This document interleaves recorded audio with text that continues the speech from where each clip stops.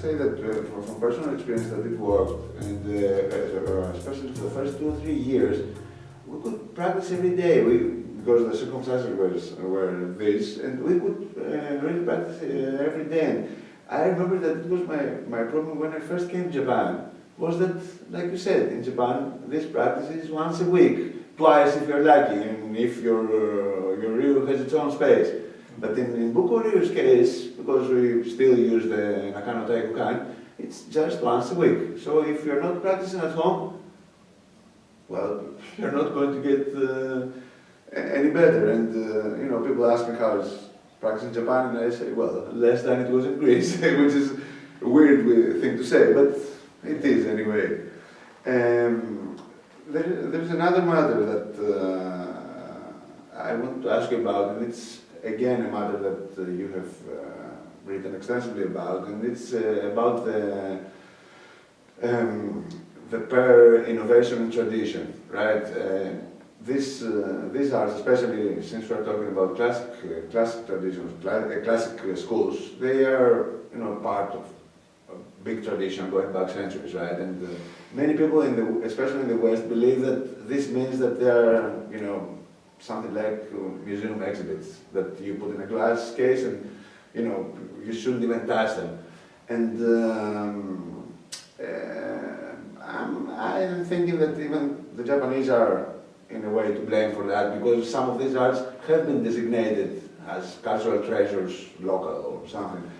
But I know that, well, your idea is not exactly this, right? No. So I would like you to share a few thoughts about this,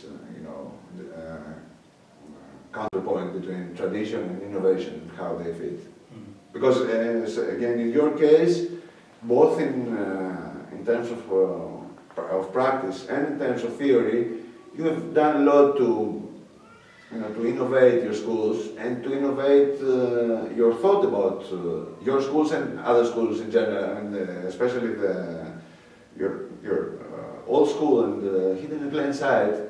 They literally break new ground in Koryu research and in Koryu practice as well, right? So, could you please elaborate? Yeah. Well, Koryu used to be a term of insult. In the Edo period, saying Koryu da, that would mean an archaic school, probably rusticated and countrified, that only did kata in a sterile form, never tested themselves, as opposed to the more vibrant schools like, take your pick, Hokushin Doju, Jichin Kagegyu, that added Gekiken, right? So there is a tension. On the one hand, the arts have a legacy, or an alleged legacy, of people who actually use this on the battlefield. But that's actually been rather overblown. Because although somebody may have used a martial art in the 15th century or before, there's also a possibility that the founder of the art did not organize the art. Right. I'm convinced that for the most part, what happened was young men would gather around an old guy, an old warrior, and say, how did you survive? And you go, wow, I did this and this and this. And somebody's like, writing it down. And the training was probably second at minimum, at best, the second or third generation people were the people who tried to organize what was shown in very informal fashion.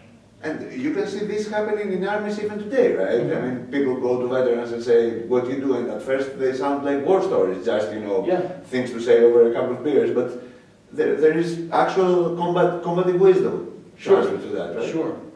And in the Edo period, one thing that people don't realize is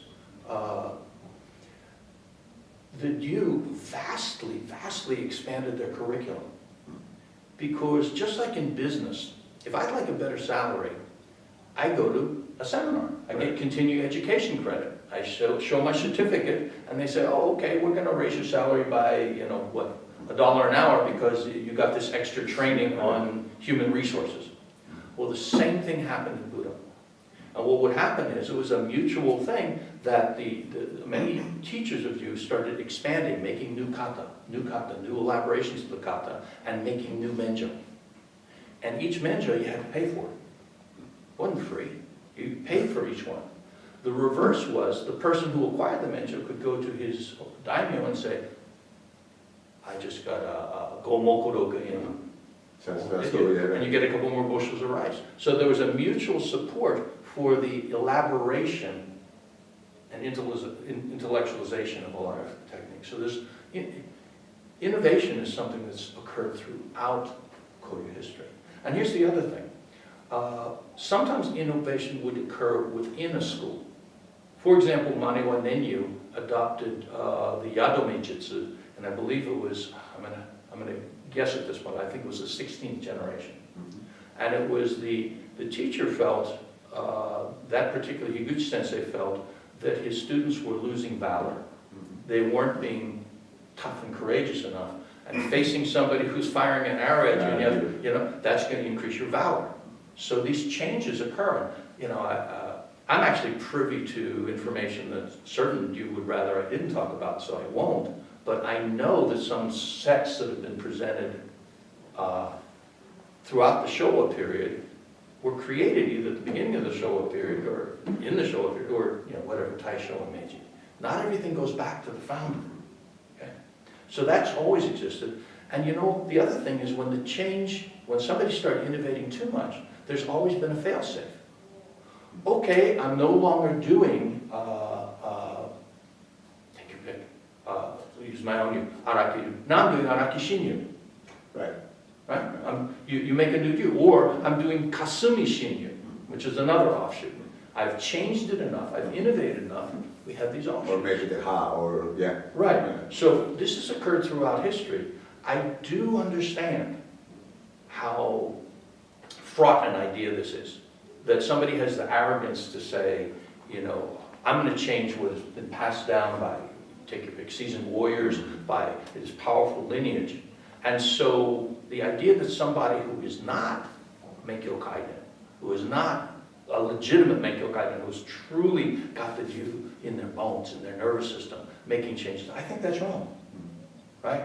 But if you have somebody who has achieved that level and looks at what they do and says, you know, I don't think this is going to keep my students as safe as they could be.